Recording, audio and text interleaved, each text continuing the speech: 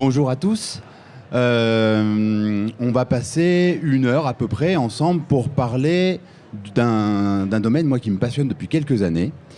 Je m'appelle Jonathan Bellegroux, je suis coach mental de sportifs depuis maintenant une bonne dizaine d'années, directeur de Mental Camp, qui est en fait une structure qui propose des stages d'accompagnement et d'entraînement mental pour les sportifs. Et dans mon domaine, donc, je travaille avec l'équipe de France de judo, certains membres de l'équipe de France de natation aussi, certains triathlètes, et surtout des grimpeurs. Ça fait depuis maintenant 2011 que j'interviens dans le domaine de l'escalade. Pendant 3 ans, j'ai été le coach mental de l'équipe d'escalade sur glace. Je ne sais pas si vous connaissez la discipline.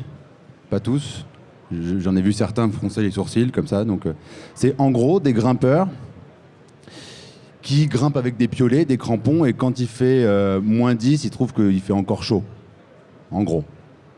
Voilà. Voilà, donc ça fait plusieurs années donc, que je suis individuellement certains grimpeurs, autant dans les équipes jeunes que dans les équipes seniors. Et moi, j'ai un outil en particulier, parmi tous les outils de la préparation mentale, j'ai un outil que je connais très bien, que j'enseigne, c'est l'hypnose. L'hypnose et l'auto-hypnose. Je suis l'auteur de ce livre-là, Auto-hypnose et performance sportive, et c'est de ça dont on va parler aujourd'hui. Alors, moi, j'aime bien commencer les interventions en demandant aux gens, alors, on a un micro à faire passer s'il y a des questions et tout. Hein, vous voyez vraiment ça comme une forme d'atelier interactif. Du coup, moi, j'aime bien demander aux gens, d'après eux, ce qu'est l'hypnose. Alors, d'après vous, là, moi, je vous dis le mot hypnose, qui est souvent assez connoté quand même, vous mettez quoi derrière ? Alors, on va faire un truc, vous pouvez lever la main, et puis je me déplace.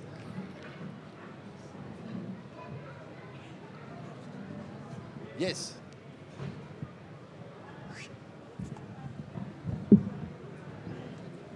Ah. Juste un mot, moi je pense le premier mot c'est inconscient. Ça touche à...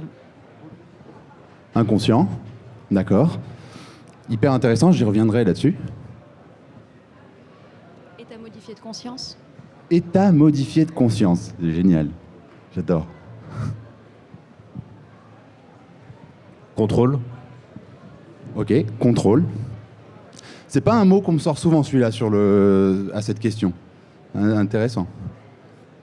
Ouais. Moi, j'ai l'impression que c'est un état dans lequel on peut se mettre et qui nous permettrait en fait de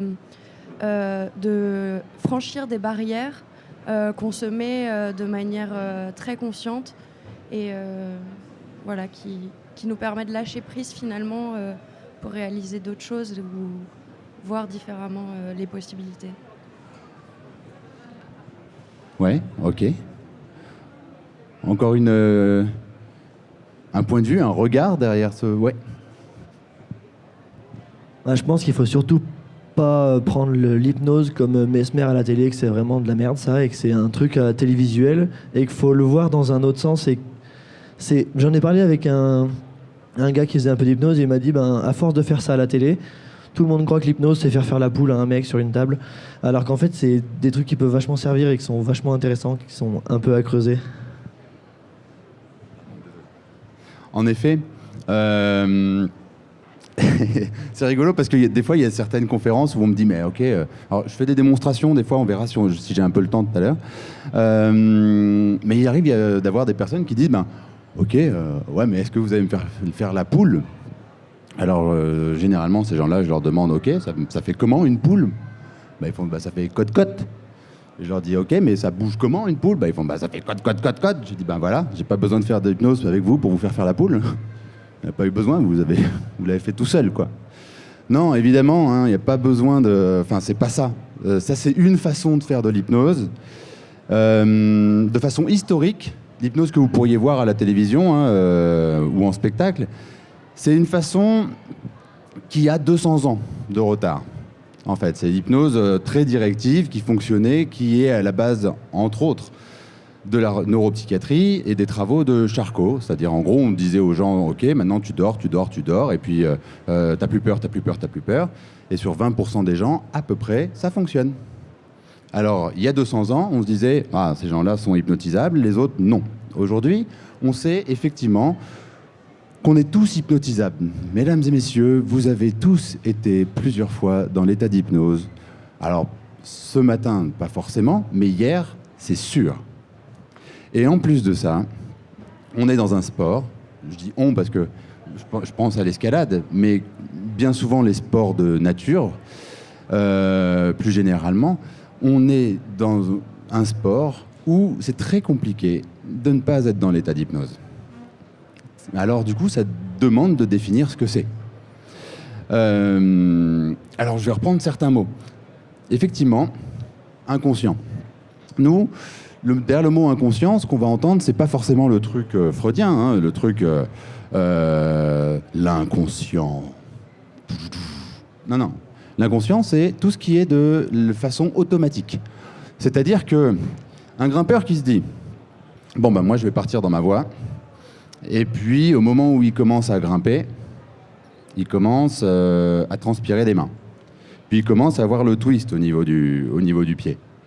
Et puis, il se dit « Oh, respire, calme-toi, tout va bien, les prises sont bonnes dans les mains. » Manque de peau, les pieds, des fois, ça parle pas ce langage-là, et le twist augmente. Ben là, on peut parler de mécanisme inconscient, c'est-à-dire involontaire.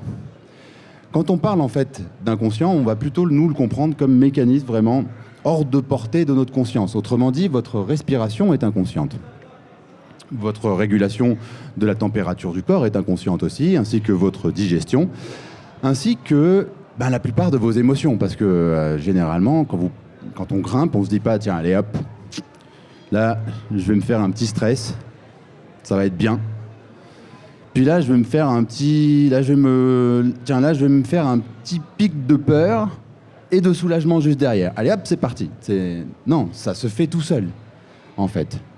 La plupart de nos émotions, en fait, bien souvent, sont inconscientes. C'est d'ailleurs, on le constate, quelqu'un qui traverserait la route, il y aurait une voiture. Il ne se dit pas « Oh mon Dieu, la voiture, elle va un peu vite. Je vais me mettre un peu de stress pour pouvoir l'éviter et activer mon système sympathique afin d'activer tous mes réflexes archaïques pour me protéger de cette voiture. » Non, ça se fait. La voiture arrive, la peur passe, on se protège et ensuite on arrive et on dit avec notre conscience « Oh là là, j'ai eu peur. » La peur est arrivée, la conscience est arrivée après. On a très souvent un temps de retard avec notre inconscient. Donc, nous, ce qu'on va imaginer, ça va être de travailler sur tous ces automatismes, tout ce qui est de l'ordre de l'involontaire. Et c'est ça qui est génial avec l'hypnose, c'est que on peut dire à quelqu'un aujourd'hui, on le sait en médecine par exemple, en chirurgie dentaire, en France, on est à peu près à 5556 études sur l'hypnose et la douleur. On peut dire à quelqu'un sous hypnose, maintenant, ton bras, tu ne le ressens plus, et là, le bras, il ne le ressent plus et on peut l'opérer. Incroyable quand même. C'est pas dingue ça ? Moi, ça me rend fou. Hein. Il y a un type qui parle à un autre, il lui dit maintenant t'as plus mal, clac, il a plus mal. Pour moi, c'est ça qu'on devrait voir à la télé, quoi. C'est ça le spectaculaire. Mais dans un état normal, se dire oulala, ça y est, j'ai plus mal, ça marche pas. Donc, il faut passer par ce qu'on va appeler un état modifié de conscience. Et je sais plus qui est-ce qui a dit ce mot-là. Mais état modifié de conscience, c'est la moins pire des définitions qu'on a en hypnose pour définir cet état-là. Un état modifié de conscience, comme on peut avoir en fait dans certaines techniques de respiration, de yoga, de pilates, de pleine conscience, de sophrologie et de plein d'autres techniques. Un état modifié de la conscience, c'est une définition un peu problématique. Pourquoi ? Parce qu'un état, naturellement, ça se modifie. Donc, état modifié, ça ne veut rien dire. C'est-à-dire qu'on passe d'un état à un autre, je me lève, je suis dans un état un peu vaseux, et puis cet état-là est amené à se modifier naturellement. Puis je prends un café, je suis dans un autre état, puis je sors, je suis dans les transports, je suis encore dans un autre état, puis j'arrive dans le salon de l'escalade, et puis je suis encore dans un autre état, puis j'arrive devant vous, puis mon état se transforme. Donc état modifié, ça veut rien dire. Et alors conscience, ah là là, la conscience, c'est un vrai mot problème parce qu'en fait, plus on cherche à savoir ce que c'est, aujourd'hui, moins on trouve. C'est le problème avec qu'a les neurosciences, c'est plus on essaie de déterminer ce qu'est la conscience, moins on sait ce que c'est. Pendant un certain temps, on pensait que c'était dans le cerveau. Aujourd'hui, on sait que, a priori, il y a d'autres choses qui seraient issues de la conscience qui ne seraient pas dans le cerveau, puisque des fois, on a des cas de personnes qui sont décédées cliniquement, puis qui reviennent. Le cerveau électroniquement est HS pendant plusieurs minutes, et ils reviennent et ils sont capables de dire et d'exprimer ce qui a été dit. Alors que le cerveau ne fonctionne plus. Donc, la conscience, pendant longtemps, on a cru que c'était là. A priori, pas forcément. Donc, état modifié de conscience, on se retrouve avec une définition un peu problématique. Mais en gros, si on devait reprendre plutôt des endroits où on a pu vivre des états modifiés de conscience, on va en trouver assez facilement. Qu'est-ce qui transforme notre état de conscience ? La plupart du temps, ça va être dans différentes disciplines, par exemple, les endroits qui nous font du bien, les disciplines qui nous plaisent. Par exemple, quelqu'un pourrait perdre complètement la notion du temps pendant qu'il est en train de grimper. Et à ce moment-là, on pourra parler d'état modifié de conscience. Quelqu'un pourra perdre complètement un peu un rapport au temps, à l'espace, face à un panorama en arrivant en haut d'une grande voie. Et rester un peu bouche bée. Pendant quelques instants, il va se mettre à rêver. Et ça aussi, c'est un état modifié de conscience.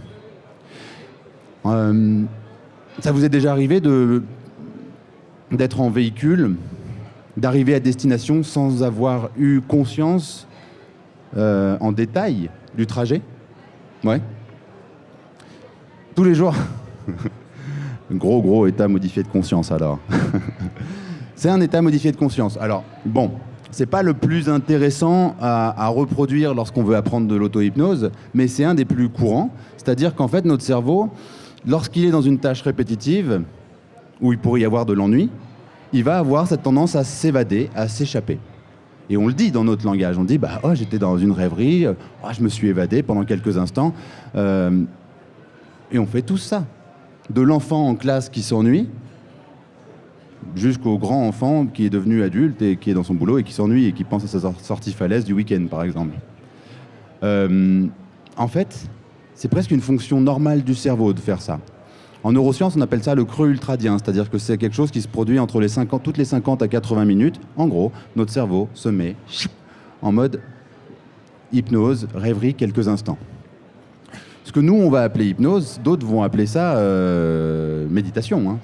Finalement, l'hypnose, c'est une façon occidentale de faire de la méditation. Donc, les moments de rêverie, les moments où on va être un peu ailleurs. Mais au final, on en a plein. Quelqu'un qui va imaginer son prochain run en escalade, il vient de faire un essai, il vient de travailler sa voix, puis il ferme les yeux, il est au sol, il n'a même pas encore mis la corde, il ferme les yeux, et puis il se remet à imaginer sa voix comme ça, imaginer les mouvements. Il n'y est pas. Il n'est pas en train de grimper. Mais pourtant, ce qui se passe, il va se passer la même chose que ce qui peut vous arriver lorsque vous regardez un film d'escalade. Le cœur va se mettre à battre, les mains vont commencer à devenir moites. Pourquoi ? Parce que l'imagination, en fait, va commencer à transformer la réalité. Et c'est tout le principe de l'hypnose. C'est qu'en fait, notre imagination, c'est elle qui nous contrôle, puisque quelqu'un parlait de contrôle. Bien souvent, on a l'impression qu'on contrôle ce qui nous arrive. Mais en fait, pas tant que ça. Sinon, les gens n'auraient pas peur du vide. Sinon, les gens n'auraient, je sais pas moi, pas de phobie pour une petite souris, par exemple. Si on était vraiment en contrôle, ce serait con d'avoir une peur. Ce serait bête, ça. Si on contrôlait vraiment, ça serait, ça semblerait aberrant d'avoir peur alors qu'on a une corde qu'on sait aujourd'hui qui peut maintenir des centaines de kilos, que le matériel est correct et tout et tout. Contrôle-toi, voyons. Pas de raison. Bien sûr que tu peux monter en moulinette, tu peux monter en tête, c'est pareil. La vérité. Mais non. Parce qu'en fait, c'est notre imagination et nos émotions qui nous contrôlent. Et l'idée, c'est de récupérer du contrôle avec l'hypnose. Parce que c'est notre imagination qui nous pilote. Parce qu'en fait, quand quelqu'un commence à se dire si je vais dans cette voie-là, non, j'ai peur, alors qu'on n'a même pas essayé, c'est la peur qui, en fait, crée des limites. Et tout à l'heure, je ne sais plus, c'est toi qui disais qu'on se crée des limites conscientes. En fait, oui et non. En tout cas, ces limites-là, la plupart du temps, on n'a pas conscience qu'on pourrait avoir un accès dessus, qu'on pourrait avoir des moyens d'accès dessus, d'agir dessus. Il y a plein de personnes, par exemple, qui se disent moi, j'ai peur quand je suis en tête. Je vais continuer à rester en moulinette pendant. Puis c'est comme ça. L'escalade en tête, c'est pas fait pour moi. C'est comme ça. Ils se résignent. Alors qu'en fait, il y a un mode d'emploi. Sauf que le mode d'emploi, on l'a pas forcément. Moi, je me souviens qu'à l'école, j'étais plutôt du genre rêveur. Regarder ce qui se passait à travers la fenêtre. Et on me disait, Jonathan, concentre-toi. Ça vous est arrivé, ça, qu'on vous demande Ok, concentre-toi. Oui ? Est-ce que quelqu'un vous a expliqué comment faire ? Ça vous est déjà arrivé qu'on vous dise « n'aie pas peur » ? Alors ça, c'est oui. Ça, c'est non. Ça vous est déjà arrivé qu'on vous dise « n'aie pas peur » ? Ouais ? Ok. Est-ce qu'on vous a déjà expliqué comment faire pour ne pas avoir peur ? La méthodo. C'est marrant, ça, hein ? Moi, on m'a déjà dit « Ok, ouais, non, mais pour ce truc-là, sois motivé. Ok, mais comment, en fait, je la déclenche, la motivation, concrètement ? Je sais pas, tu te motives, quoi. Ou alors, non, mais n'aie pas peur. Ok, d'accord, mais comment ? Je sais pas, tu t'as pas peur, quoi. Ouais, mais ça semble bizarre, mais c'est comme s'il nous manquait, en fait, un mode d'emploi pour nos émotions, pour notre mental. Et ce mode d'emploi-là, on l'a pas, on n'est pas livré avec. Alors que pourtant, il existe, en fait. Il existe tout simplement, et c'est ça qu'on va explorer ensemble. Je crois qu'il n'y a plus de chaises, désolé. Ouais, vas-y, si tu veux. Alors, imaginons que je vous demande de vous créer une sensation de fou rire. Ou de rire. Comment vous feriez pour faire ça ?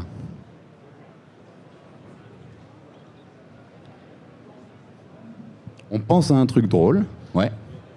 Un souvenir d'un fou rire, ouais. Ok. Tu fais la mimique. Alors oui, tout à fait. Petit aparté là-dessus, c'est ce qui est assez génial avec le corps humain, c'est qu'en fait, il ne fait pas bien la distinction entre le faire semblant et le faire vraiment. Je ne sais pas si vous savez ça, c'est les travaux de Amy Cuddins. Il y a un TEDx qui existe là-dessus. On a mesuré, par exemple, le taux de cortisol, donc d'hormones de stress chez certaines personnes, en leur demandant de faire deux choses. La première chose, c'est de passer 30 secondes comme quelqu'un de déprimé et test salivaire pour vérifier le taux de stress. Et ensuite, sans autre raison que juste cette demande-là, on leur a demandé de passer 30 secondes dans la position d'une personne heureuse. Donc là, les gens sont ouverts, ils se sont affalés dans le fauteuil, ils ont mis les mains derrière. Ok, chacun sa définition d'être heureux. Et là, de nouveau, 30 secondes, prise de salive pour vérifier le taux de cortisol. Eh bien, c'est incroyable la différence. C'est moins de 40% entre avant et après. Ce qu'ils ont fait, c'est juste qu'ils ont mis un sourire sur leur visage quelque part. En fait, ça a montré un truc, c'est que dans notre posture, Notre posture influence notre chimie. Comme notre chimie influence nos émotions, notre posture influence nos émotions. Autrement dit, si je vais vers ma voie d'escalade, bon, allez, j'y retourne.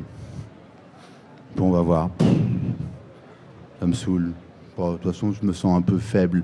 Puis plus je me dis que je me sens faible, plus je me prends la posture de « Oh non, aujourd'hui je suis lourd. Plus pas de jus, pas de jus. » Et puis je reprends ma position de pas de jus. Il y a peu de chances que j'ai du jus. Donc des fois, juste faire semblant. Ok, je fake. Sauf qu'en fait, quelque part, celui qui sait qu'on fait du faux, c'est notre conscience. Mais notre cerveau et notre corps, il agit quand même comme si c'était vrai. Donc effectivement, ça c'est un moyen d'entrée. Mais c'est pas forcément celui-là auquel je pensais. C'était plutôt ce qui a été évoqué. Je repense à un souvenir. Donc par exemple, comment vous faites, vous, quand vous pensez à un souvenir d'une émotion agréable, par exemple de rire? Qu'est-ce qui se passe dans votre tête?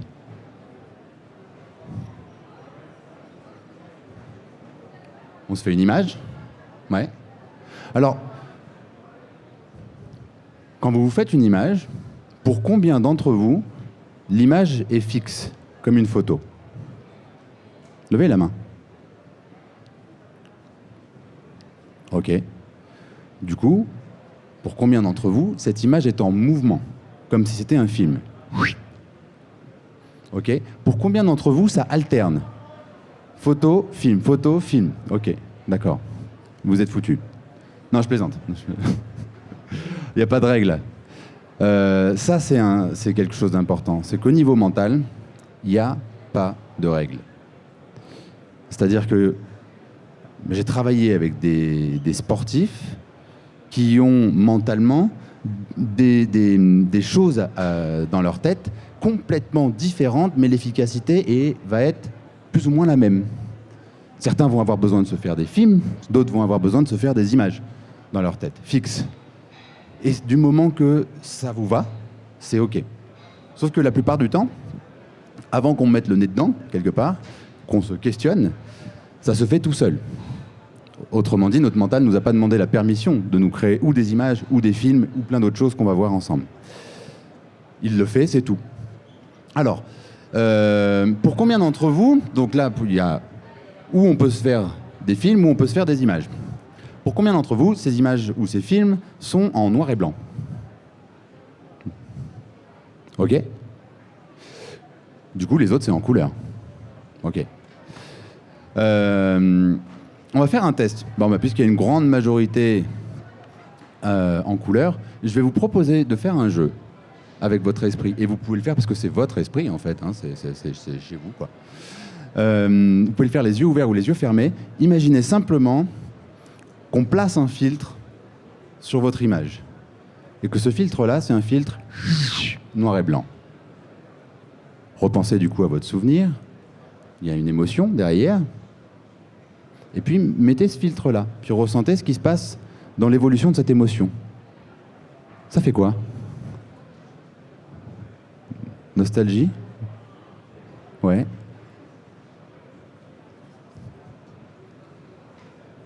C'est bête, mais j'ai l'impression que du coup, ça m'appartient plus. Ouais. Alors, il y en a où d'ici, là, ce que j'ai pu voir, il y en a, ça a fait tout de suite... c'est pas terrible, hein, ce qui est en train de se passer. Ça va changer, hein. On va améliorer ça. Hein. Dans l'idée, j'ai l'impression qu'elle appartient au passé alors que le souvenir, il est présent. Que ça passe le souvenir et que ça le vieillit vraiment, ça le change. Ok. Il y en a où ça fait « Ah, c'est mieux comme ça ». Ça peut, hein, des fois. Hein. Non? Ok. Remettez ça en couleur, puis imaginez que, comme si vous aviez un variateur, vous savez, il y a des fils comme ça où on peut faire ressortir encore plus facilement les couleurs, la luminosité. Imaginez que vous passez sur votre film que vous avez dans votre tête lié à ce souvenir avec cette émotion-là et que vous mettez le filtre idéal pour avoir davantage de lumière, peut-être, davantage de couleurs, davantage de luminosité. Et ressentez ce que ça fait. Quand c'est plus noir et blanc, et même pour toi là-bas, où l'image était en noir et blanc, imagine que tu mets cet autre filtre. Et que pour les autres, simplement, par rapport au niveau de couleur qu'il y avait avant, vous amplifiez tout ça. Ça fait quoi? Je vois un sourire, 2, 3, 4. Je ne vais pas tous les compter. C'est marrant, non? Vous sentez que ça influence? Il y en a pour lesquels ça fait baisser l'intensité initiale de l'émotion? Non? Il y en a pour lesquels ça change radicalement, genre waouh, attends, ça amplifie vraiment ce truc-là? Ouais? C'est rigolo, hein? C'est comment se faire du bien tout seul avec un produit tout simple qui s'appelle l'imagination. C'est gratos. Ce qui est curieux, c'est qu'en fait, en changeant 2-3 choses dans notre tête, non pas dans le souvenir, mais dans la façon d'y penser, dans la manière de se projeter, en gros, on influence directement nos émotions. C'est une des façons qu'on va pouvoir utiliser pour créer des émotions sur commande, à volonté, mais aussi désactiver des émotions sur commande et à volonté. Je vais mettre des guillemets là-dessus parce que typiquement en escalade, souvent, il arrive qu'on me dise « Ok, moi, ce que j'aimerais, c'est, tu vois, en moulinette, j'ai pas peur, en tête, j'ai peur, moi, ce que je veux, c'est en tête, plus avoir peur. » Non. Non. Non, non, non. On va pas faire ça, non. Non, ça va pas être une bonne idée. Pourquoi c'est pas une bonne idée? Hein? Ouais, parce que la prise de risque est pas la même, ouais. Ah, parce que la peur, comme toute émotion, elles ont un but. La peur a un but, la tristesse a un but, la colère a un but. Par exemple, la colère, c'est une très très belle émotion pour pouvoir dire à quelqu'un, écoute, ça, oui, ça, non. Pour poser une limite à quelqu'un, on n'a pas trouvé mieux, hein. La tristesse, pour exprimer un besoin, quelque chose qui me manque, on n'a pas trouvé mieux non plus. Pour nous protéger, la peur, c'est sans doute un des systèmes les plus élaborés et les plus fins qu'on peut avoir. Le problème n'est pas la peur, le problème c'est l'excès de peur, l'intensité de la peur et la façon d'avoir l'objet de la peur.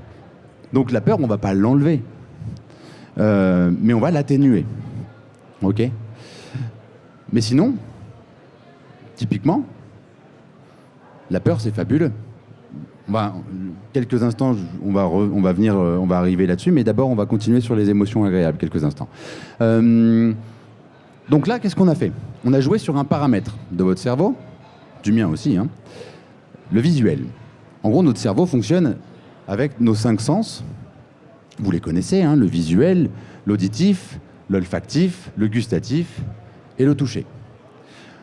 En hypnose, et dans d'autres disciplines aussi, comme la programmation neurolinguistique ou la sophrologie, on va plutôt regrouper le cerveau, en tout cas ses sens, en 3 sens et non pas 5. On va parler de visuel, d'auditif et de kinesthésique. Le kinesthésique, c'est en gros tout ce qui va regrouper l'olfactif, le gustatif et le toucher. Parce que aujourd'hui, avoir plutôt une tendance olfactive, c'est assez rare.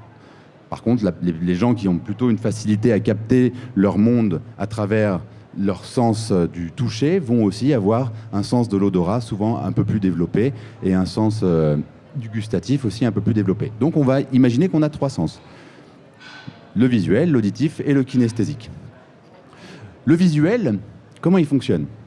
En gros, pour pouvoir penser à quelque chose, se remémorer quelque chose, un souvenir comme vous l'avez fait, ou alors anticiper quelque chose, par exemple votre prochain run en grimpe, vous êtes obligé de vous faire une image. Cette image-là, elle peut être en couleur, elle peut être en noir et blanc. Elle peut avoir une taille. C'est assez curieux d'ailleurs parce que les personnes qui se disent oh là là, mais moi là, tel projet dans ma vie, oh là là, je m'en fais une montagne. Vous avez déjà entendu cette expression? La prochaine fois que vous entendrez cette expression, vous demanderez à la personne attends, l'image que tu as dans ta tête là, liée à ce projet dont tu parles, dont tu te fais une montagne, quelle taille elle a? Il y a peu de chances pour qu'elle vous dise cette image-là, elle est petite comme ça. Non, elle va vous dire cette image-là, elle est immense, elle est grande. 4 mètres de haut, 5 mètres de large. Plutôt ça. Évidemment, moi, si j'avais des images comme ça dans ma tête, il y aurait des chances pour que je m'en fasse une montagne également. Parce qu'en fait, notre langage est une façon d'exprimer très clairement comment on se représente les choses, inconsciemment, involontairement. Donc on peut jouer sur la taille de l'image. Repensez à votre souvenir et demandez-vous, tiens, ce souvenir-là, quand vous y pensez, vous avez amplifié la luminosité, vous avez amplifié certains paramètres visuels. Quelle taille elle a, cette image ? Est-ce qu'elle fait la taille de ce cube ? Est-ce qu'elle fait la taille de cet écran ? Est-ce qu'elle est plus grande encore ? Est-ce qu'elle est plus petite ? Il y a quelqu'un pour laquelle elle est assez petite, cette image ? Ouais ? Est-ce que ça te dit si on joue ensemble quelques instants ? Tu me dis, tu peux... libre arbitre, hein, tu peux me dire non. Ok. Tiens, imaginons que concentre-toi quelques instants sur ton image et imagine que tu peux la localiser autour de toi. Elle serait où ? Si elle était dans l'espace, elle serait devant toi, sur la gauche, sur la droite, vers le haut ? Ok. Tiens, c'est de l'imagination. Hein. Imaginons un truc. Je suis hypnotiseur, donc du coup, il y a plein de fantasmes là-dessus. C'est, je prends ton image, je te l'emprunte. Ok ? Et puis, dans quelques instants, elle va arriver ici. 1, 2, 3. Maintenant que ton image est là, on va imaginer quelque chose. Imaginons qu'elle s'agrandisse. Que du coup, elle est comme accrochée ici, et que moi, j'étire cette image. Et tu me dis quand elle est suffisamment étirée pour tenir toute seule là. Ok. Maintenant, imagine qu'elle prend encore un peu plus de place vers le haut. Ok. Et tu me dis quand tu l'as suffisamment agrandie vers le haut. Ok, très bien. Maintenant, ce qui se passe, c'est que du coup, tu as l'image qui est plus grande qui est devant toi, n'est-ce pas ? Ouais. Attention, porte particulièrement attention à ce qui va se passer en termes de sensations et d'émotions dans ce qui va se passer maintenant. Dans quelques instants, elle va avancer. C'est comme si, au début, je pouvais la pousser, puis à un moment donné, elle peut continuer toute seule. Et elle s'avance de toi, et elle s'approche, et elle s'approche, et elle s'approche, et elle s'approche. Tu sens ce que ça fait ?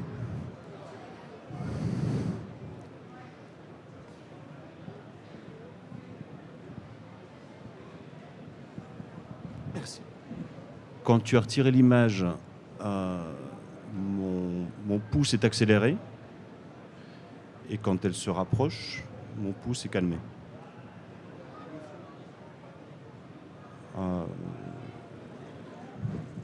En termes d'émotion, qu'est-ce que tu as ressenti quand elle s'est réapprochée après avoir été agrandie, cette image-là ? Un détachement. Un détachement. Un détachement, ouais. Ok. Elle m'était plus proche, Ouais. plus mienne quand elle était là. Quand elle était là et plus petite. Ouais. C'est ça ? Ouais. Ok. Tiens, je vais reprendre le micro. Maintenant, merci. Maintenant, du coup, qu'elle est quand même devant toi, mais qu'elle est assez grande, imagine, et c'est toi qui vas le faire, parce qu'au début, je te montre, mais le but, c'est que tu puisses le faire tout seul. Imagine que tu repenses à cette image-là, mais que tu te demandes quelle taille elle pourrait avoir pour que les sensations et les émotions liées à ce souvenir soient plus fortes encore. Peut-être que c'est la réduire, peut-être que c'est la rendre toute petite, tu sais, très comme si tu pouvais l'emporter partout avec toi, en fait. Peut-être que c'est la rendre, peut-être pas la mettre devant toi, peut-être la mettre sur la droite, ou peut-être la mettre sur la gauche. Prends un temps pour faire ça, jusqu'au moment où tu sens que, hop, tiens, là, c'est le bon endroit pour toi. Ça, c'est un truc assez incroyable. Je vous donne un exemple. Après les Jeux Olympiques de 2012, je bossais avec une athlète qui était dans l'équipe de France de judo. Et le projet, c'était de repartir sur les Jeux Olympiques de Rio après. C'est quelqu'un qui arrivait en fait et qui me dit, tu vois, Jonathan, moi, c'est marrant, c'est comme si j'avais un gros manque de motivation dans mon entraînement. J'arrive pas à retrouver la motivation, puis ça fait 1 an et on est à 3 ans des JO de Rio. J'ai pas la motive, quoi. J'ai l'impression d'avoir laissé toute ma motivation en fait sur les JO d'avant. Ok. Et donc je lui ai demandé, mais quand tu penses aux Jeux Olympiques là, de Rio, quelle image te vient? Elle me dit, bah tu vois, je vois les anneaux olympiques, je vois le Corcovado, et puis voilà, ouais, c'est une belle image. Ok, où est-ce qu'elle est cette image-là? Ah bah elle est devant moi, à quelques mètres devant moi. Ok, d'accord. Et quand tu penses à la sensation là qui te de baisse de motive, ah ouais, ouais, ouais, là, c'est comme un poids et tout. Ok, quand tu as cette sensation-là, quelle image te vient dans ta tête? Et l'image qui lui venait dans sa tête, elle fait ah, bah, ce que j'ai dans la tête, c'est l'image de moi en train de faire une contre-performance terrible en 2012 aux Jeux Olympiques. En gros, super entraînée, grande favorite, elle se pointe, premier combat de judo terminé. Elle se blesse, elle sort en rampant. Et en fait, c'est cette image-là qu'elle a dans sa tête. Et je lui dis, ok, cette image-là est où? Bah, tu vois, Jonathan, il y a l'image des Jeux Olympiques qui est devant moi, ouais, et l'autre est où? Elle est là. Ok? Et quelle taille elle a? Elle est immense, à tel point que je peux pas voir l'autre. C'est marrant, ça. Vous imaginez si vous aviez en fait les images de vos échecs passés juste devant votre nez? Inconsciemment, ce que ça pourrait donner? Ce serait pas hyper confortable, hein? Du coup, ça a été, tiens, imagine que cette image-là, tu la réduis ou t'en fais qu'est-ce que tu veux, t'aimerais la mettre où? Ah bah derrière. Il se passe quoi quand tu la mets derrière? Je vous garantis. Bon, elle est passée par toutes les couleurs émotionnelles. Elle s'est mise à pleurer, elle a lâché, machin et tout. Et puis après, juste derrière, ça a tout changé en fait. C'est étonnant parce qu'en fait, son cerveau lui a pas dit, hey, où est-ce qu'on la met l'image de la contre-performance de la dernière fois? On la met devant? Ouais? Non? Bon, bah, moi je le fais pour toi en fait. Notre cerveau, la plupart du temps, il fait les trucs à notre place. Ça le problème. C'est comment maintenant? T'es dans le film. Ah, du coup, génial. Ça, c'est le point d'après. Je prends un peu d'avance. Effectivement, lorsqu'on est en train d'imaginer quelque chose, deux façons d'imaginer. Donc, il y a le côté visuel. Je peux avoir une image sous forme de film, je peux avoir une image sous forme d'image, de photo, quoi. Mais deux cas de figure. Je peux me voir être en train de grimper, je peux me voir dans le souvenir, par exemple, ou alors je peux y être. Tenez, pensez à faire un truc plutôt lié à l'escalade. Imaginez votre prochaine session de grimpe. Ça vous va? Ou de ski, hein, ça va pas tarder en tout cas, donc a priori. Quand vous êtes en train de penser à ça, pour combien d'entre vous, vous voyez de l'extérieur comme si vous aviez une caméra qui est en train de vous filmer? Ok. Pour les autres, du coup, vous êtes à l'intérieur, comme si vous étiez déjà en train de voir à travers vos propres yeux. Autrement dit, c'est le terme technique qu'on va utiliser, vous êtes en associé, vous êtes associé à ça. Ah ouais? Ok. Donc pour ceux qui sont en associé, a priori, vous pouvez facilement remarquer que votre cœur, il a tendance à s'accélérer. Pas vrai? Si on continue un peu plus, et que si vous continuez de vous mettre dans cette image-là, dans cette visualisation-là, quelque part, mais en associé, on pourrait prendre votre température du corps, il y aurait sans doute un rehaussement, si vous êtes en plus en train d'imaginer une activité physique particulière, intense. Vous pourriez très bien commencer à avoir les mains qui vont devenir moites, et peut-être que chez certains ça commence déjà, et ainsi de suite. En fait, la position associée va avoir tendance à faire croire au corps qu'il est déjà dans l'action. Pour les autres, ceux qui sont dissociés, c'est-à-dire que vous voyez de l'extérieur, a priori, vous pouvez vous voir grimper, vous pouvez voir ce qui peut-être qui y a en bas, en train de vous assurer, ou l'endroit où vous êtes, et vous pouvez bouger sous différents angles de vue. C'est vrai? Ok. Maintenant, refaisons un autre test pour commencer à voir comment est-ce qu'on peut utiliser ce code-là pour transformer des images un peu négatives. Repensez à un moment, peut-être en escalade, où il y a eu de la peur ou du stress particulier. Il y a quelqu'un qui aurait, par exemple, vécu une chute qui aurait fait peur et où la peur serait encore assez présente au point de bloquer quelque... Ouais? T'as ça? Cool. Quand tu y penses, ça fait quoi? Quand tu repenses à ça fait ça. Ok. À quelle intensité ça fait ça pour le moment? De 1 à 10. Tu vois, 10, c'est ah, c'est horrible, ah, ça fait trop peur. Plus faire de tête, quoi. Je suis pas à 10, mais suffisamment pour plus faire de tête, quoi. Je dirais 6, 7. 6, 7. Ça te va si ça change? T'as hésité? Réfléchis encore alors. Non, mais c'est vrai. Vous savez, il y a certaines personnes, s'ils ont plus peur, ça chamboule tellement leur vie que limite, il vaut mieux garder la peur. Hein. Vous savez, des fois, dans les couples en escalade, ça fait ça. Il y en a un des deux qui préfère grimper en moulinette. Mais si d'un seul coup, il a plus peur parce qu'il peut du coup grimper en tête, il a plus besoin de l'autre. Hé hé. Donc des fois, il vaut mieux pas retirer la peur. Bon après, on n'est pas obligé de la retirer, peut-être juste tester pour voir ce que ça donne de l'atténuer. Ça serait bien de passer à autre chose, quand même. J'ai un peu des projets, donc... Oh, tu as des projets. Ouais. Oh, et ben très bien, on va faire ça. C'était il y a combien de temps ça que ça t'est arrivé? Bon, il y a quelques mois. Il y a quelques mois. Ouais, non, un an, je saurais pas dire. Tu saurais pas dire. Je me rappelle plus exactement. Mais... D'accord. Ce qui est chouette avec le mental, c'est qu'en fait, passé, présent, futur, il s'en fout. C'est-à-dire qu'on peut repenser à des trucs qui ont lieu il y a 10 ans, et ce truc-là peut encore activer suffisamment d'émotions aujourd'hui pour nous tétaniser. On se dit, bah ouais, mais c'est normal parce que je l'ai vécu. Oui, mais ça marche aussi avec le futur. Par exemple, il y a plein de personnes qui sont capables de flipper pour des trucs qui pourraient peut-être se produire dans 6 mois et avoir déjà des bouffées d'angoisse à cette idée-là, alors que le truc, peut-être, ne verra jamais le jour. C'est incroyable quand même.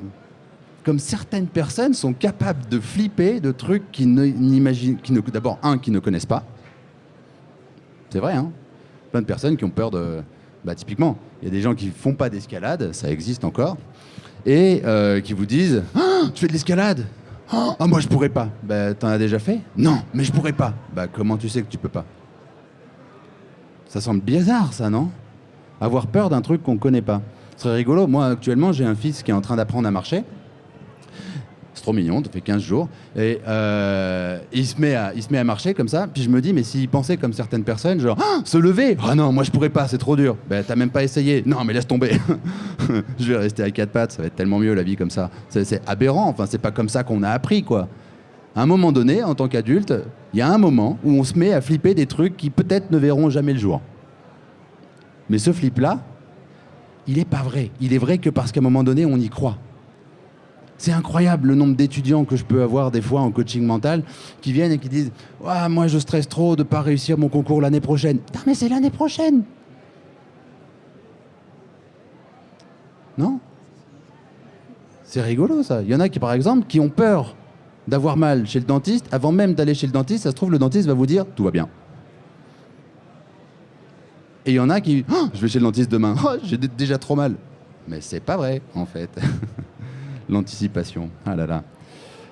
Bon, revenons à toi.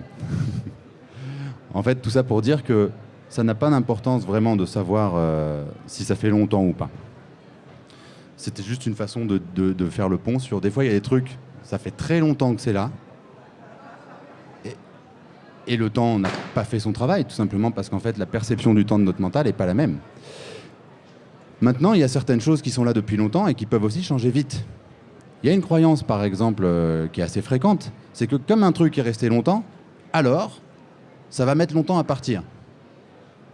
Je ne sais pas si certains pensent ça. Mais c'est pas vrai, hein. Il y a plein de gens qui changent du jour au lendemain. Pendant 15 ans, j'étais comme ça, puis un jour, ça a changé.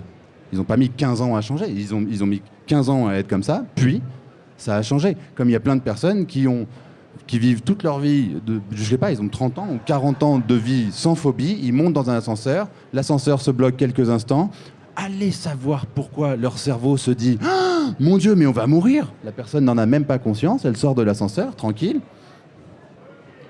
elle va faire ce qu'elle a à faire, puis elle ressort, puis elle revient dans l'ascenseur, puis là elle se dit « Mais c'est bizarre, je me sens pas bien dans cet ascenseur, tiens, je vais prendre les escaliers. » Tiens, je suis mieux dans les escaliers. Je reprends l'ascenseur. Mais mon Dieu, mais j'ai la phobie des ascenseurs. Et c'est comme ça hein, que ça peut commencer une phobie. Ça n'a pas mis X années à arriver, ça vient d'un coup. Quand quelqu'un chute, se fait mal, il n'a pas besoin de faire X chutes pour pouvoir avoir peur de la chute. Il suffit d'une seule. Pour apprendre à avoir peur du feu, on n'a pas eu besoin de se brûler 30 fois. Hein. Chut, ça fait mal. Revoyons voir pour voir si ça fait vraiment mal. S'il faut vraiment en avoir peur. Oh, c'est vrai que ça fait mal. Cette odeur de chair brûlée, là, ça me rappelle un cochon. Oh, c'est vrai que ça fait mal. Tiens, je devrais en avoir peur, mais vérifions encore avec de la braise. Non. Chut, ça n'a pas touché. Basta. On n'a pas eu besoin de s'y mettre à plusieurs fois. Notre cerveau apprend vite. S'il apprend vite, il peut désapprendre vite. Ton prénom, c'est ? Gabriel. Gabriel. Quand tu repenses là, pour l'instant, à ton souvenir, ok, tu disais tout à l'heure que tu as une émotion qui est à 7. Oui. Ok. Cette sensation ou cette émotion qui est à 7, là, pour le moment, quand tu y portes ton attention, où est-ce que tu la ressens plus particulièrement ? Plutôt dans le ventre, dans la poitrine, dans la gorge ? Plutôt dans la poitrine. Plutôt dans la poitrine, d'accord. C'est comme quelque chose qui fait quoi ? Qui serre, qui pulse, qui Ouais, vit, qui serre. qui serre, d'accord. C'est très rigolo, c'est qu'il y a rarement quelqu'un qui m'a dit « Moi, j'ai une peur terrible !» Ok, et elle est où ? Dans le petit doigt. C'est très bizarre, la plupart du temps, ça se passe quand même par là. C'est complètement subjectif, et vous allez voir une façon, en fait, qui est assez pratique en hypnose, c'est que j'ai pas besoin de savoir, en fait, ce qui s'est passé. Ce qui m'intéresse, c'est pas ça. Ce qui m'intéresse, moi, c'est comment son cerveau et son corps, aujourd'hui, ont encodé encore cette émotion. Donc, pour l'instant, tu as cette émotion qui est dans ta poitrine et qui est à 7, n'est-ce pas ? Ouais. D'accord. Quand tu repenses au souvenir, il est en couleur ou il est en noir et blanc ? Bizarrement, il est en couleur. Bizarrement, il est Ouais. en couleur. D'accord. Et cette image-là, donc qui est en couleur, si elle avait une localisation autour de toi, elle serait où ? Pour le moment ? Bonne question. Merci. Je sais pas trop, mais ça prend de la place en tout cas. D'accord. Non, Eh- je saurais pas vraiment dire. Alors, Ouais, mais certainement. des fois, on ne sait pas trop dire où c'est, mais on sait que ça prend de la place. Autrement dit, que ça, si on pouvait lui donner une taille, la taille, elle serait balèze. C'est plutôt ce genre de choses-là. C'est plutôt ça, ouais. D'accord, d'accord. Et imaginons qu'elle ait une taille. Donc si elle n'a pas de localisation, mais qu'elle ait une taille. Tu peux le faire avec les yeux fermés, hein, si ça t'aide. Par exemple, ça pourrait être, je sais pas, la taille d'un écran, tu sais, multiplex Dolby Surround, ou ça pourrait être la taille d'un écran de smartphone, tu vois. Mais ça serait plutôt quoi, toi ? Ça serait un bon écran. Ouais. Ah ouais, un bon écran. Ok. Je ne sais pas ce que c'est qu'un bon écran et je m'en C'est moque. pas le hein, smartphone. personnellement. C'est pas le smartphone. C'est rigolo parce qu'il y a quelques années, quand je faisais ce genre de speech-là, je prenais pas l'exemple du smartphone, je prenais l'exemple du Minitel. Puis un jour, je me suis rendu compte que ça passe plus. Ça passe plus, cet exemple-là. Donc, Minitel Bon. Donc, plutôt l'écran. Et quand tu repenses en fait à cet événement-là, sur cet écran qui est plutôt balèze, quoi, enfin, pas trop le smartphone, et qui active l'émotion que tu ressens dans ta poitrine pour le moment, est-ce que tu te vois de l'extérieur ou est-ce que tu es à l'intérieur de nouveau ? Je me vois de l'extérieur. Tu te vois de l'extérieur, d'accord. Ouais. Et tu te vois en mouvement ou en... Ouais. Quand tu dis est-ce que tu es à l'extérieur ou à l'intérieur, est-ce qu'on parle de notre corps ou est-ce qu'on parle de la scène ? Je parle de la perception de lui-même. C'est-à-dire, est-ce que tu te perçois être en train de tomber ou je sais pas quoi ? Ou est-ce que tu es encore en train de le faire ? Il y a énormément de personnes qui ont peur de la chute, qui sont quand je leur pose cette question-là, ils font « Ah, mais je suis dedans et du coup, je réentends le boum et j'ai encore de nouveau la douleur qui me revient dans le genou et dans le truc. » Et ils sont en fait encore dans la scène. Tu vois, ils sont en associé. Ce qui n'est pas le cas de Gabriel. En tout cas, c'est pas ce qu'il décrit là, c'est que lui, il se voit de l'extérieur. Tu vois ? Autrement dit, il voit Gabriel faire un truc, vivre un truc qui n'a pas l'air hyper confortable. Ok ? Mais c'est une projection de lui-même. Ouais ? Est-ce que c'est possible d'avoir les deux en même temps ? Alors non, ça va être ou l'un ou l'autre. Par contre, on peut alterner très rapidement. C'est ce qui peut arriver des fois dans certaines situations d'émotions hyper fortes, genre, bon, c'est pas génial hein, comme exemple, mais car crash, accident de voiture, c'est oh, je me vois dans la voiture, je vois le camion qui est en face, je suis à l'intérieur de mon corps, je me dis ok, est-ce que j'ai ma ceinture de sécurité ? Oui, d'accord, repensons à ma vie. Enfin, tu vois, ça va se faire super vite, ou en avalanche, ou un truc comme ça, quoi. Mais il y a une alternance. Maintenant, Gabriel, imaginons quelque chose. Donc, tu te vois de l'extérieur, dans cette image qui est assez grande. Ouais, d'accord. Ce que je vais te proposer de faire, si tu es OK, hein, ça va être de fermer les yeux. Ça va être plus confortable pour toi, pour pouvoir mieux remarquer les sensations et comment elles vont changer, évoluer dans quelques instants. Et alors que tu as les yeux fermés, je vais juste te proposer pendant quelques instants là, de te concentrer sur les sensations au niveau de la poitrine qui ne sont pas hyper confortables. Tu sais, ça serre, c'est à 7. Ouais, comme ça. Ça se voit, son visage, il fait... Et puis, de te concentrer sur l'image qu'il y a. Il y a une image, pour l'instant, elle est assez grande. Et puis, il y a quelqu'un qui te ressemble, qui est en train de vivre quelque chose à l'intérieur, pas vrai ? Je ne sais pas, moi, depuis combien de temps c'est là, et puis sans doute que ça n'a pas vraiment d'importance. Maintenant, imagine que, finalement, cette image-là est là, et qu'elle pourrait très bien être perçue différemment. Comme finalement, il y a des fois où tu as appris sans doute t'as appris à marcher, tu as appris à faire du vélo, et puis tu as appris à tomber, puis tu as appris à te relever, et puis les images de cet apprentissage-là ont su être rangées quelque part ailleurs. Maintenant, imagine qu'il y ait une taille, par exemple, qui pourrait être plus confortable pour cette image. Qu'elle semblait très vaste, assez grande. Et puis que mentalement, tu vois, tu commences à la diminuer. C'est marrant parce qu'il y a un sourire qui arrive. Imagine qu'elle diminue, elle diminue, elle diminue. Pour l'instant, pas trop vite, mais suffisamment pour que toi, tu sentes que, tiens, l'émotion bouge, l'émotion change. Et tu peux juste hocher la tête quand tu dis, tiens, ouais, ça y est, ça a déjà bougé. Ok, super. À ce moment-là, je vais te proposer un truc. Ça va être d'imaginer que, alors que tu te vois de l'extérieur, que cette image, comme si tu pouvais la voir en film, que tu la fasses avancer en avant, en arrière, mais en une fraction de seconde, comme si ça faisait... Ce qui fait qu'en fait, le film, finalement, on imagine bien, si on regarde un film comme ça, on ne perçoit plus vraiment ce qui se passe dedans. Et à ce moment-là, très souvent, l'émotion change encore. Je ne sais pas si tu le perçois déjà. Ouais, ok. T'es à combien, là ? Tout à l'heure, t'étais à 7, maintenant, t'es à combien ?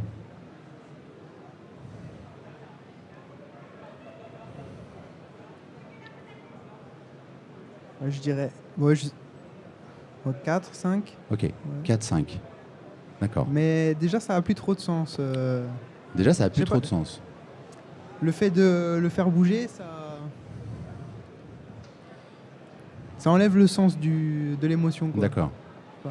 Alors, il y a une phrase dans Alice au Pays des Merveilles du Chapelier Fou qui dit « Si la vie n'a aucun sens, qu'est-ce qui nous empêche d'en inventer un ?» Alors, je vais te proposer d'imaginer, et on va le faire ensuite ensemble après, d'imaginer comment est-ce que toi, tu aimerais te sentir la prochaine fois que tu vas grimper en tête.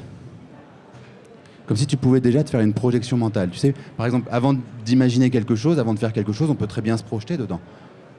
Des fois, notre cerveau, il a tendance à imaginer ce qu'on n'a pas envie de voir se produire.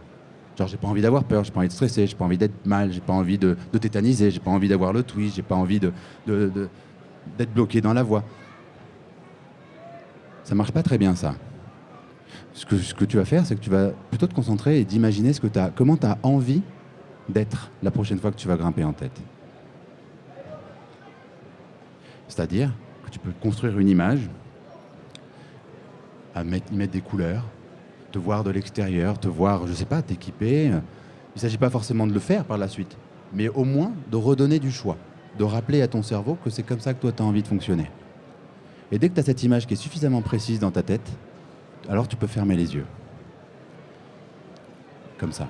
Et alors que tu as les yeux fermés, et que tu as cette image-là, je vais te proposer de lui faire prendre les mêmes paramètres que celle qu'il y avait avant, tu sais, de l'agrandir. De l'agrandir. Jusqu'au moment où elle est assez tellement présente, assez grande, assez vaste dans ton esprit, que du coup, à un moment donné, comme lorsqu'on pense à quelque chose qui nous fait du bien, qui nous plaît, notre corps sait très bien nous donner cette sensation-là, à ce moment-là, la sensation, elle change dans le corps. Genre, c'est ça que j'ai envie, ça.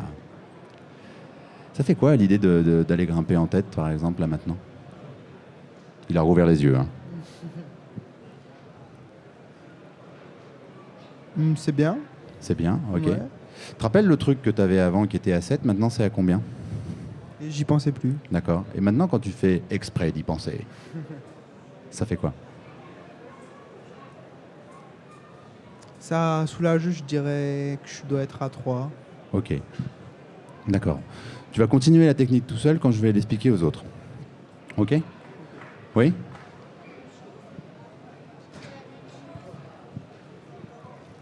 J'ai fait la même chose que vous. Merci. Je suis tombée de 10 mètres il y a 4 ans.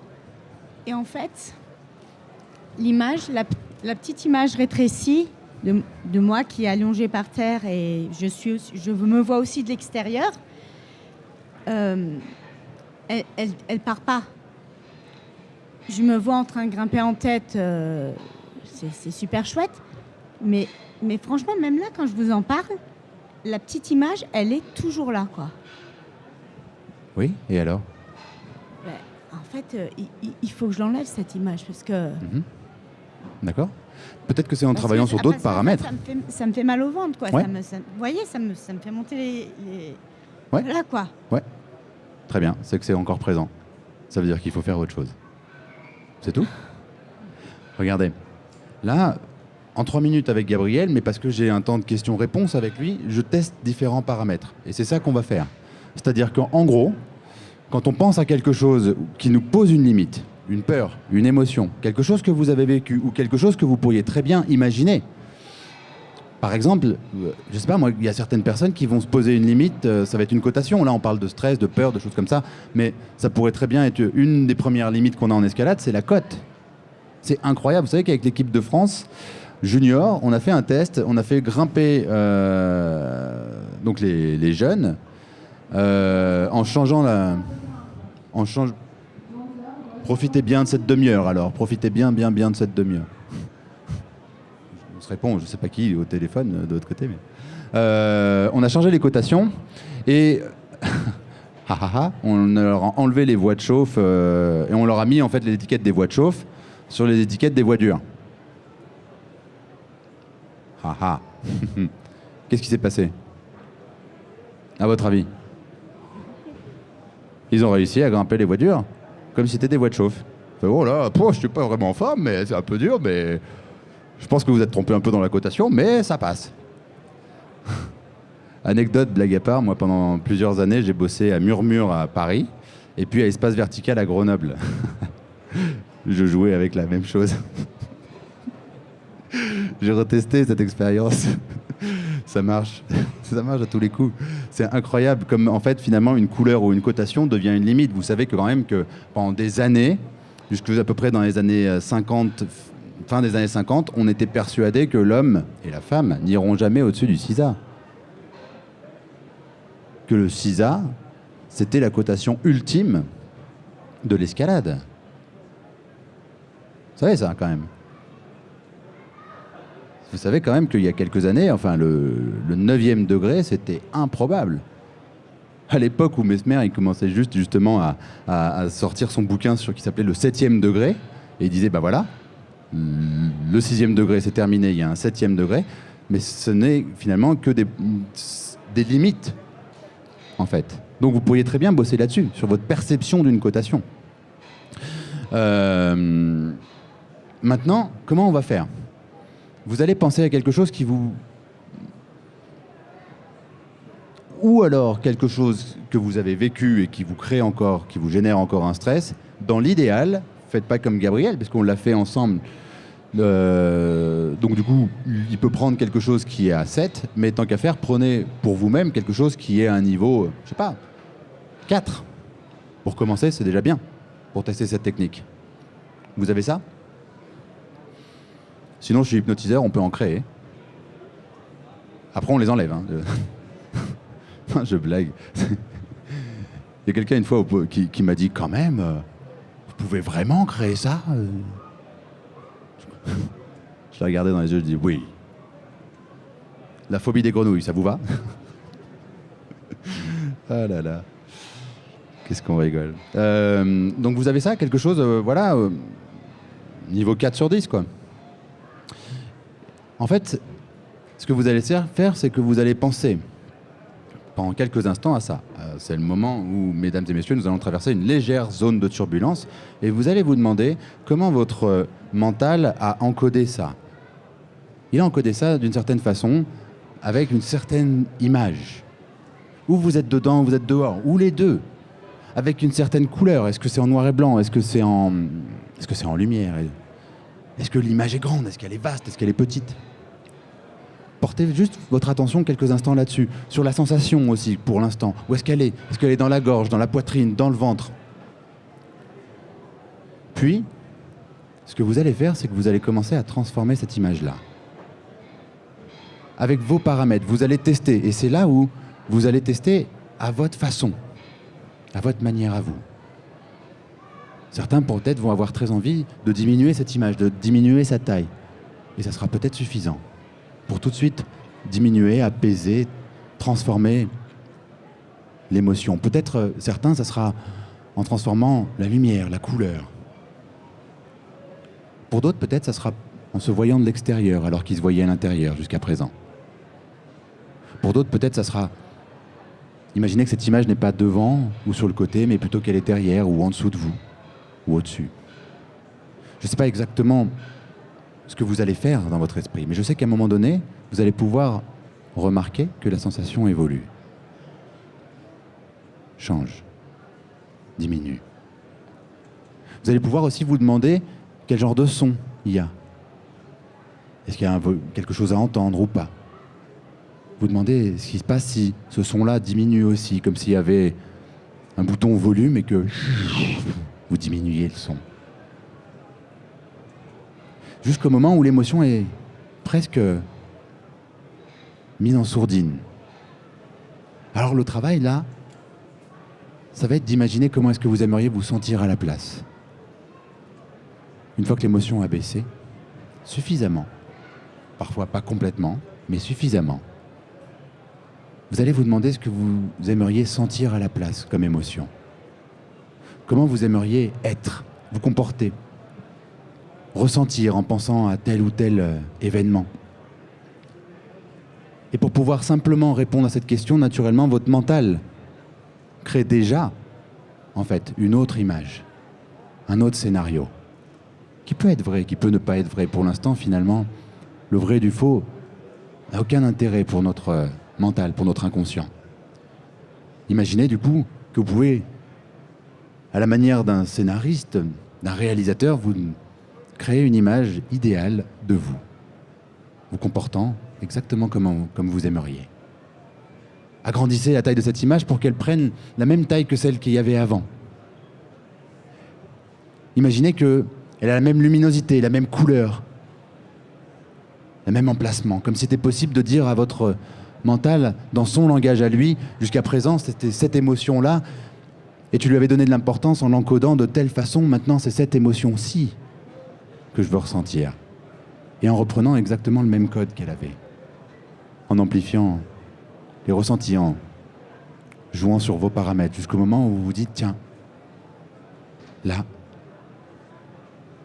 il y a cette sensation que certaines personnes pourraient dire, tiens, ça semble plus accessible, plus simple, plus évident. Et quand vous avez ressenti ça, remarquez comment est-ce que vous le ressentez dans votre corps. Ça peut être là où une sensation pouvait peser, peut-être que là c'est quelque chose qui se libère, qui est très léger, qui est agréable. Jusqu'au moment où c'est suffisamment bien pour avoir envie, pour certains, de rouvrir les yeux ou d'autres de bouger un peu, et puis pour repenser à la situation initiale, celle qui était à 4 tout à l'heure à peu près, pour vous dire, tiens, c'est comment maintenant? Ça fait quoi?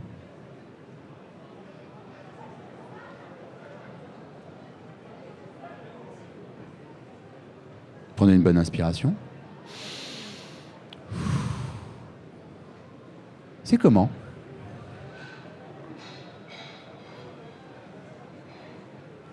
C'est bizarre, non? Il y en a qui ont beaucoup de mal à repenser au truc qui était à 4 avant. Ouais? Ok. Vous sentez où ça... Il y en a pour lesquels ça a baissé de manière un petit peu. Ouais. Il y en a... Alors, c'est complètement subjectif, hein, ça peut baisser un petit peu, ça peut baisser beaucoup. Il y en a pour lesquels vous sentez que, tiens, c'est vraiment plus la même émotion, il y a vraiment une distance, il y a vraiment du recul. Ouais. Marrant, non? Alors, il y en a plein qui lèvent pas la main, donc du coup, est-ce que c'est parce que vous savez pas? Ouais.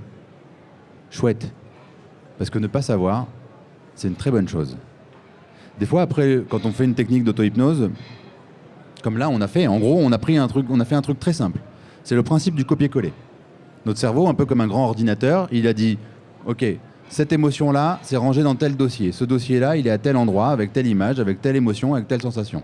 Encodé avec tel visuel, tel encodage visuel, tel encodage auditif, est-ce qu'il y a du son ou pas, et tel encodage kinesthésique. C'est en gros, quand j'ai cette image-là et cette sensation-là, ça s'appelle peur, par exemple. Nous, ce qu'on va lui dire, c'est maintenant, quand vous diminuez, vous jouez sur les paramètres, pour reprendre le contrôle sur l'émotion, il suffit juste de diminuer un tout petit peu. Hein. Des fois, c'est juste, c'est moins fort. OK, j'ai repris la maîtrise dessus. Puis de donner, en fait, le prochain programme vers lequel vous voulez que votre mental vous emmène. En gros, moi, j'ai plus envie d'avoir peur, j'ai envie d'être confiant. Et je m'imagine être confiant. Je ne me demande pas de l'être.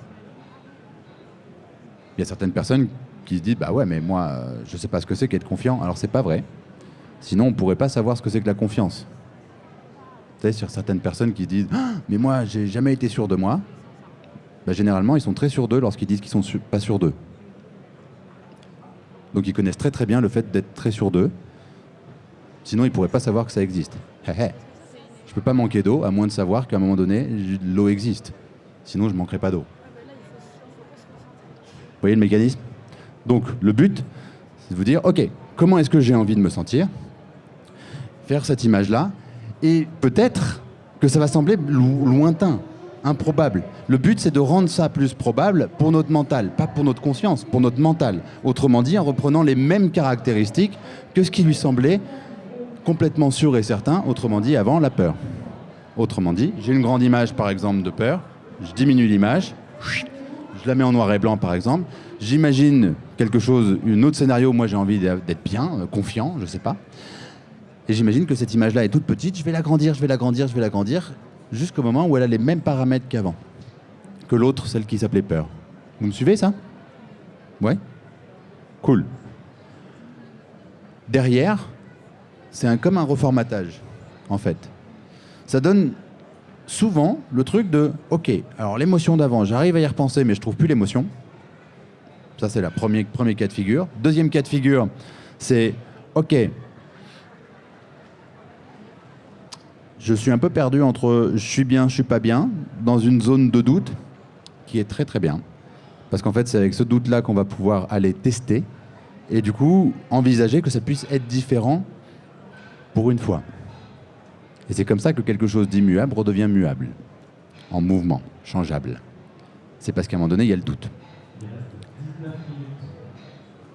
C'est pas pour moi. Moi, il m'en reste 3. Pour d'autres, ça peut faire l'effet tout de suite de c'est plus là.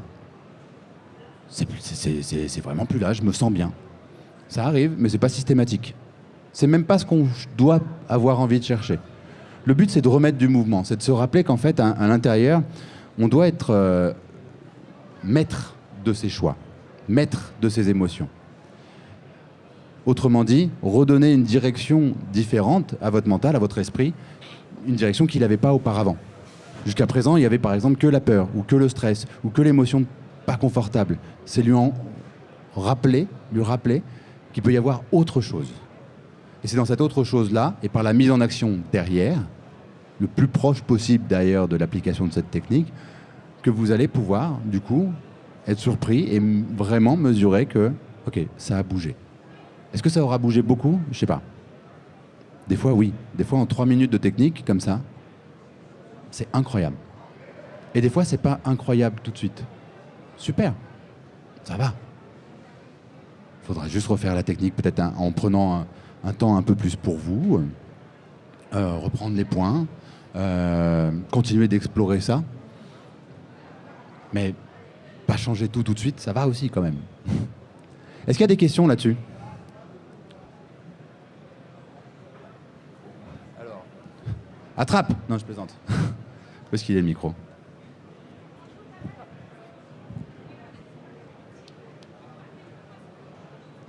Alors toi, t'étais pas là tout à l'heure.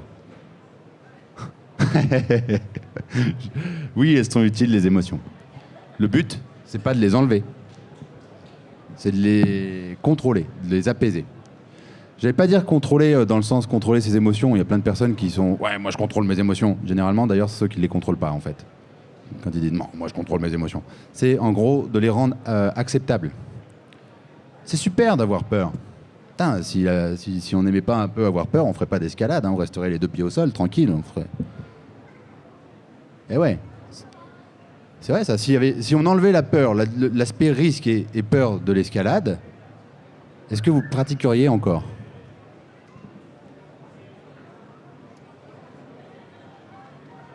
Hein? Bah non, ça fait partie du truc. Donc, on n'enlève pas, on atténue. Ok? Autre question?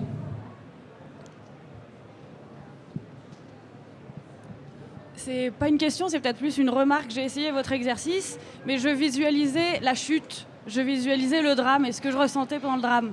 Et ça, je pense qu'on peut pas vraiment le changer, ou c'est une autre technique. Et après, j'ai refait en imaginant le stress que ça me procure pour la fois d'après. Je reviens, et là, j'imagine pas que je chute, mais j'imagine que aïe, ça m'angoisse de monter. Et donc là-dessus, on peut travailler sur l'angoisse. Mais bon, la sensation de chute quand on chute, voilà. Donc, visualisez la fois d'après où vous réessayez de grimper.